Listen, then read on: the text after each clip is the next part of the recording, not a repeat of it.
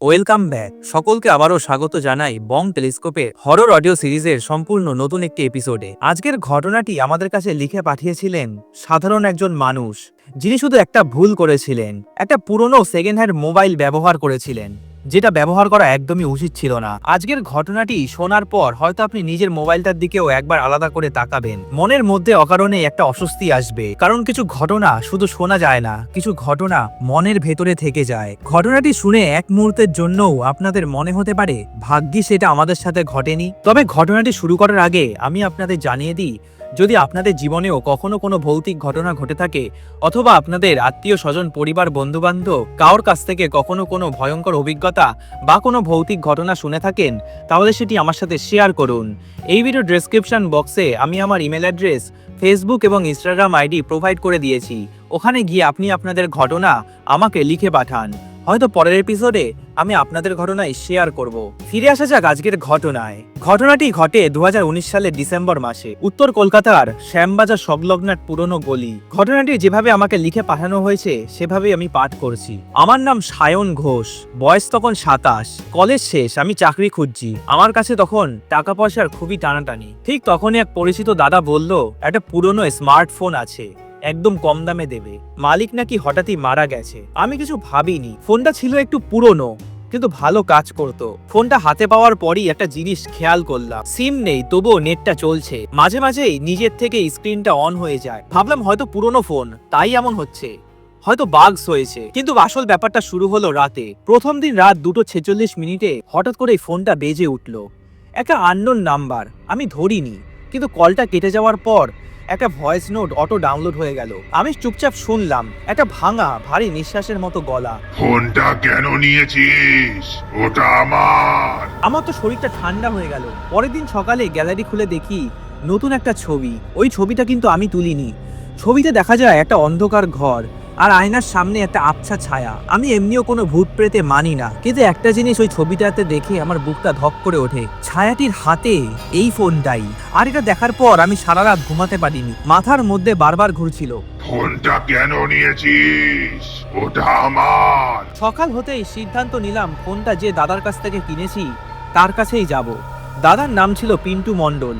আমি ফোনটা টেবিলের উপর রাখতেই ওর মুখের রংটাই বদলে যায়। আমি জিজ্ঞাসা করলাম ফোনটার আগের মালিক কে ছিল। পিন্টু কিছুক্ষণ চুপ করে থেকে বলল, এই ফোনটা তো ছিল সুদীপ্ত চক্রবর্তীর, চাকরি করতো একটা প্রাইভেট অফিসে, মারা গেল কিভাবে? আর এই প্রশ্নটাই ছিল ভুল। পিন্টু খুব আস্তে গলায় বলল, ওকে তোর ঘরে ফাঁস লাগানো অবস্থায় পাওয়া গিয়েছিল। আমি চমকে উঠলাম। আমি আর কিছু বলিনি। সেদিন দুপুরে আমি বাড়ি ফিরছিলাম, হঠাৎই ফোনটা ভাইব্রেট করলো। সময়টা দেখলাম 2:46। স্ক্রিনে হঠাৎই লেখা উঠলো, ইনকামিং কল সুদীপ্ত।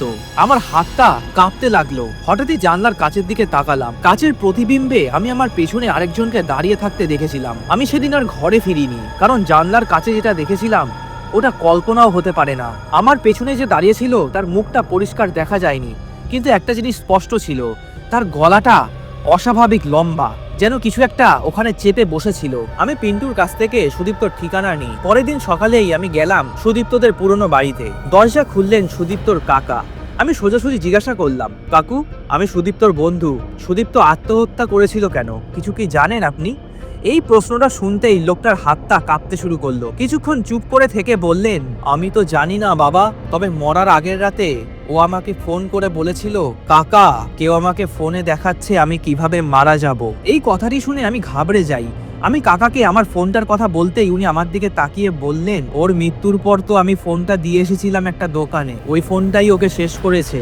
আমি জিজ্ঞাসা করলাম, কিন্তু কিভাবে কাকা? উনি বললেন, ও ফোনে এমন কিছু ভিডিও ছিল যেগুলো নিজেও রেকর্ড করেনি। ভিডিওগুলোতে দেখাচ্ছিল সুদীপ্ত ঘুমাচ্ছে, কেউ ওর মাথার পাশে দাঁড়িয়ে ফিসফিস করে বলছে, সময় হয়ে গেছে। আমি শেষবার প্রশ্ন করলাম, আপনি কি মনে করেন সুদীপ্ত আত্মহত্যা করেছিল? উনি সরাসরি বললেন, না বাবা, ও আত্মহত্যা করার ছেলে না। তারপরে হঠাৎ যোগ করলেন, ওকে নিজের মৃত্যুর রিহার্সাল করানো হচ্ছিল। আমি চমকে উঠলাম। এসব হয় নাকি? কাকা বললেন, জানি না বাবা, আমি ভয়ে তাই ফোনটা বিক্রি করে দিই। আমি তো অত কিছু ফোনের ব্যাপারে জানি না, তাই আমি বিক্রি করে দিই। আমি ভয় পেয়ে গেছিলাম। সেদিন রাতে আমি বন্ধুর বাড়িতে ছিলাম, ফোনটা বন্ধ করেই রেখেছিলাম। তবুও কিভাবে যেন ফোনটা নিজে থেকেই অন হলো। স্ক্রিনে লেখা ভিডিও কল, সুদীপ্ত।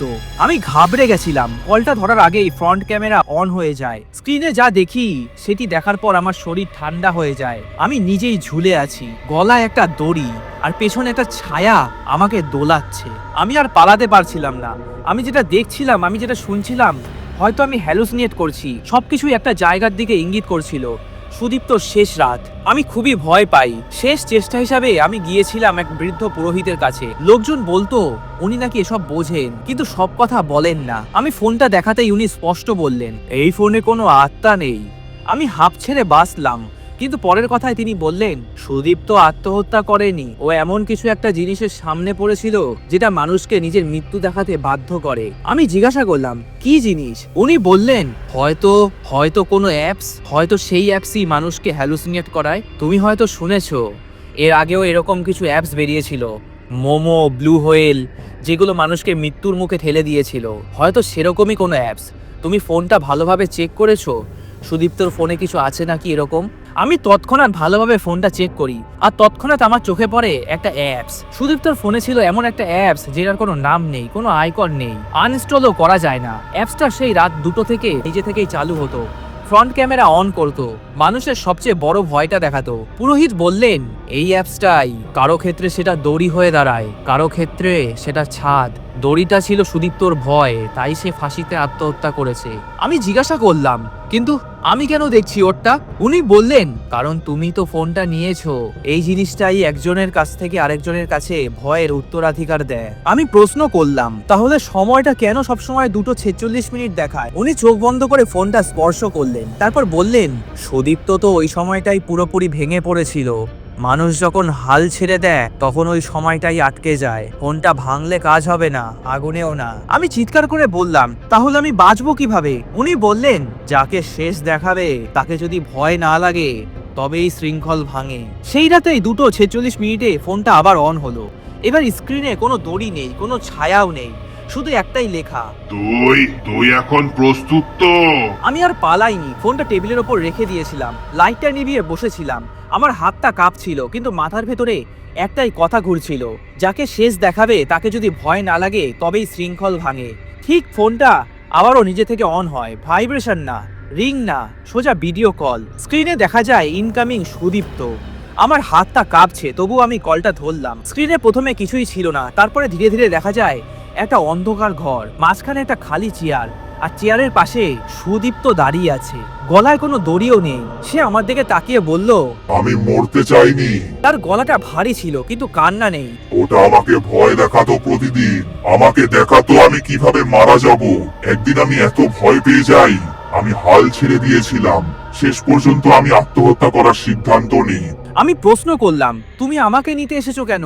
সুদীপ্ত মাথা নাড়ালো, না, আমি চাই শুধু তুমি যেন ভয় না পাও। এরপরেই হঠাৎ স্ক্রিনটা বদলে গেল, শুধু আমি আর একটাই প্রশ্ন, এখন কি করবি? আমি চোখটা বন্ধ করলাম, ভয় পেলাম না। আমি শুধু বললাম, যা হওয়ার তা তো হয়েই গেছে, এখন যা হবে সবই ভাগ্যের খেলা। হঠাৎই এই কথাটি বলার পর ফোনটা গরম হয়ে উঠলো। একটা শব্দ হলো, যেন স্ক্রিনের ডিসপ্লেটায় চির ধরলো। তারপর ফোনটা বন্ধ হয়ে যায়। আমি তখনই ফোনটা নিয়ে আর বেশি দেরি না করে সাইকেল নিয়ে বেরিয়ে পড়ি। আমি ফোনটা ওই রাতেই গঙ্গায় ছুঁড়ে ফেলে দিই। আমি জানি না আমার তখন কি হয়েছিল, তবে ফোনটা ছুঁড়ে ফেলে দেওয়ার পর আমার মনে হলো আমার মাথাটা যেন ঠান্ডা হয়ে গেল। একটা অদ্ভুত চাপ যেটা ছিল ওটা কমে গেল। আমি একটা স্বস্তির নিঃশ্বাস নিলাম। আজকে 3 বছর পেরিয়ে গেছে। আমি এখন একটা প্রাইভেট কোম্পানিতে চাকরি করি। আমি ভালো আছি, কিন্তু আমি এই গল্পটা লিখে পাঠালাম একটা কারণে। সব ভয় ভূত থেকে আসে না, কিছু ভয় আসে নিজের মাথার ভেতর থেকে। আর মানুষ যখন নিজের ভয়কে আর ভয় পায় না, তখনই ওটা হার মানে। এই ছিল আজকের একটি ভয়ঙ্কর অদ্ভুত ঘটনা। যদি আজকের ঘটনাটি আপনাদের গায়ে কাটা দিয়ে থাকে, এক মুহূর্তের জন্য আপনাদের মনে হয় থাকে ভাগ্যে সেটা আমার সঙ্গে ঘটেনি, তাহলে এই এপিসোডটাতে লাইক করতে ভুলবেন না। আপনার মনে কি কি প্রশ্ন তৈরি হয়েছে, এই গল্পটা শুনে ঠিক কতটা ভয় পেয়েছেন, সেটা নিচে কমেন্ট করে অবশ্যই জানান। আর ভবিষ্যতে এমনই আরো রিয়েল বেঙ্গলি হরর স্টোরিজ অথবা সাইকোলজিক্যাল হরর স্টোরিজ শুনতে এখনই চ্যানেলটাকে সাবস্ক্রাইব করে পাশে থাকা বেল আইকনটি প্রেস করে রাখুন, যাতে সবার আগে নোটিফিকেশনটা আপনার কাছে গিয়ে পৌঁছায়। খুব শীঘ্রই দেখা হবে একটি নেক্সট এপিসোডে, হয়তো আরো বেশি ভয়ঙ্কর। আর কে জানে সেই ঘটনাটি আপনার অজান্তেই হয়তো আপনার আশেপাশেরই ঘটনা। আমি সুপ্রিয় ছিলাম আপনাদের সঙ্গে। আবারও দেখা হবে নেক্সট একটি এপিসোডে। ভালো থাকবেন এবং সুস্থ থাকবেন।